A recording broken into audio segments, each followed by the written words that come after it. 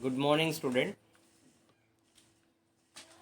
In last lecture, we completed the problem set of quadrilateral. Now today, we will revise all the properties of that quadrilaterals. Okay, again, the different types of quadrilaterals are there. We already know that quadrilaterals. The types of quadrilaterals are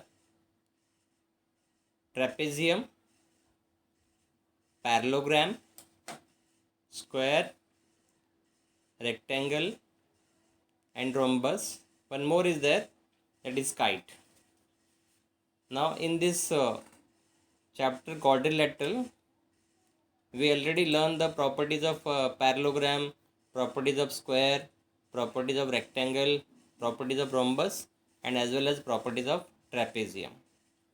So only today I will revise all that properties because these properties are useful to solve the sums in all exercise.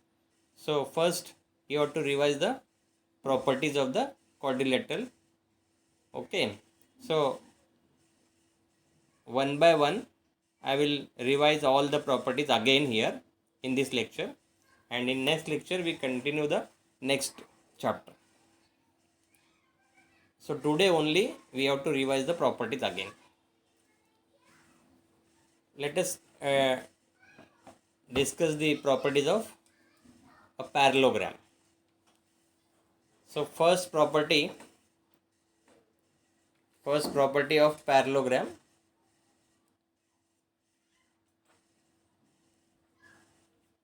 See here, first property of parallelogram is given, that is opposite sides are parallel and equal to each other. This is first property. Opposite sides are parallel and equal. Opposite sides are parallel and equal in a parallelogram. This is first property. Second property, opposite angles are equal. Opposite angles are equal. This is second property. Opposite angles are equal. And the third property is diagonals bisect each other. Diagonals of parallelogram bisect each other. And fourth property is diagonals divide the parallelogram into congruent triangles. When we draw the diagonal, each diagonal divide the parallelogram into congruent triangles. And fifth property, if any one of the angle is 90, then the angles are right angles. Means all the angles are right angle. Okay, so these are the properties of parallelogram. Now see, come to the next quadrilateral, the type of quadrilateral, that is second quadrilateral. The properties of rhombus. Now what are the properties of rhombus?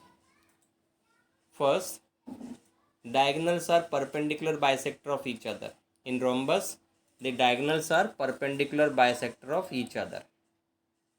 Okay, the diagonals are perpendicular bisector of each other and all sides are congruent.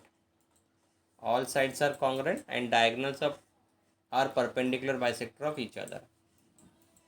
One more property is there. Each diagonal is the angle bisector of both the opposite angles. Each diagonal is the angle bisector of both the opposite angles. Means the diagonals divide the opposite angle in equal part. Now, fourth property, every rhombus is a parallelogram, all sides of equal length. Every rhombus is a parallelogram, and in kite also, the kite is also a parallelogram if all sides are equal. Okay, means here every rhombus is a parallelogram. Every rhombus is a parallelogram because opposite sides are parallel to each other and equal to each other. right? This is the properties of rhombus. Now come to the next type of quadrilateral. The next type of quadrilateral, that is rectangle. Now what are the properties of rectangle? In rectangle, all angles in a rectangle are right angles. All angles are right angles. All angles are right angle. See here, all angles are right angles. This is first property. Now second property, the opposite sides are equal in a rectangle. Opposite sides of rectangles are equal. Opposite sides are equal, right? Now third property, it is diagonals are congruent and bisect each other. In rectangle, both the diagonals are congruent and they bisect each other. They bisect each other. This is a third property.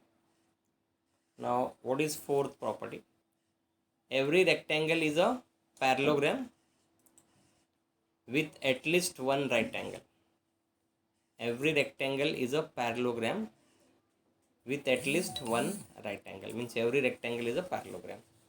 Okay, but condition is at least one angle is 90. One angle is 90. Then it is called as parallelogram. Parallelogram, okay. Means you can say rectangle is a parallelogram if at least one angle is 90. These are the properties of rectangle. Now come to the next type of quadrilateral. See here, the properties of square. All sides are congruent. In square, all sides of a square are congruent. This is first property. All sides are congruent. Right? All sides are congruent. Now second is each interior angle measures 90. Each interior angles measures 90 degree. And diagonals are equal and are perpendicular bisector of each other. In square also, all angles are 90 and diagonals are equal and are perpendicular bisector of each other. This is third property. Now fourth property, every square is a parallelogram. Every square is a parallelogram in which diagonals are congruent and bisect the angles. So each square you can say that it is a parallelogram in which diagonals are congruent and bisect the angles. Every square is a rectangle and a rhombus. Every square will call as rectangle also and it also a rhombus. Okay, because opposite sides are congruent and parallel. Each angle is 90. Diagonals are bisect each other perpendicularly. So square is also called as a rectangle and it is also called as a rhombus also. Okay, so this is the properties of square. Now come to the next, the properties of trapezium, that is trapezoid. Now you already know that the trapezium having one pair of side is parallel and other pair is non-parallel. One pair of opposite side is parallel. This is first property of trapezium. One pair of opposite side is parallel. Second, the diagonals are intersect each other in the same ratio. The diagonals are intersect, not bisect. The diagonals are intersect each other in the same ratio. Ratio is same. Now, third property, the adjacent angles are supplementary. Adjacent angles means this angle and this angle. They are supplementary. This angle and this angle, they are supplementary. They are having the sum 180. So, these are the properties of the trapezoid, or it is called as trapezium. So in this way you can revise all the properties and you have to use these properties. These properties are important because all exercises are depend upon these properties. when we know the properties of different types of quadrilateral, then you can solve all the exercise by using the properties of that quadrilateral.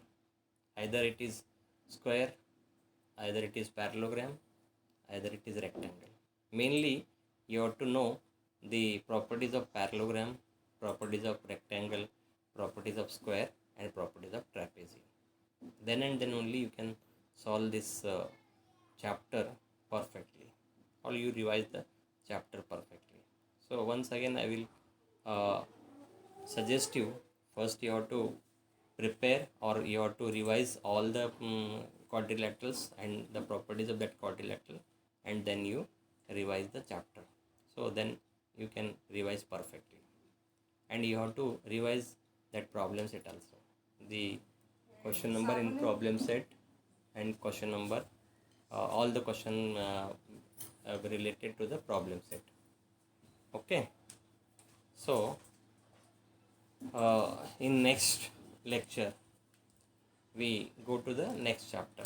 So we completed this chapter. Now this is fifth chapter, and after this chapter we start the next chapter.